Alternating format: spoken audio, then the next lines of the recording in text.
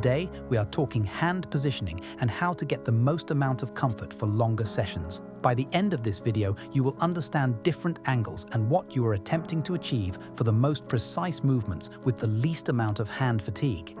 The first and most common method is to hold the pick like a pencil, guiding your pick with your middle finger.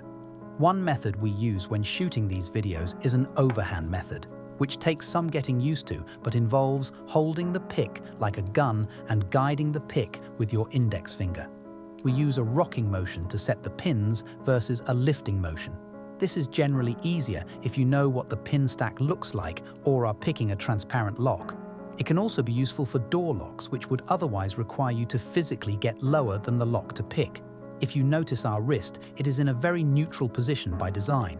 Any position that requires you to bend your wrist is going to eventually lead to fatigue from your fingers, wrist, and arms. Try to keep your wrist as straight as possible at all times. If you choose the standard method of picking, keep your wrist in mind.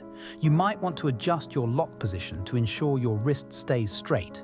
Oftentimes you will see lock pickers really tweak their wrist during picking the first pin as it has the widest range of rotation, but if you lift the pick with your middle finger first, then rotate, you can generally avoid compensating in your wrist. The reason for using fingers to guide the pick in the keyway is that it helps minimize any play or wiggle room that could cause the pick to slip off of the pins during pressure. Remember, each pin is moving, in some cases, fractions of a millimeter to get set. It also allows the pick to slowly guide back and forth, which gives you spatial awareness and more feedback from the pins. So as a recap, don't allow your wrist to get stuck in a 45 or 90-degree position. Try to keep it neutral and straight. If your index finger or wrist is starting to fatigue, stop. Rearrange your grip. Find out what is most comfortable and make sure you are getting the most amount of leverage with the least amount of work. Otherwise, you will likely end up getting cramps or overworking muscles and tendons, which can put you in discomfort for days. Trust us, that's a painful lesson we had to learn from experience.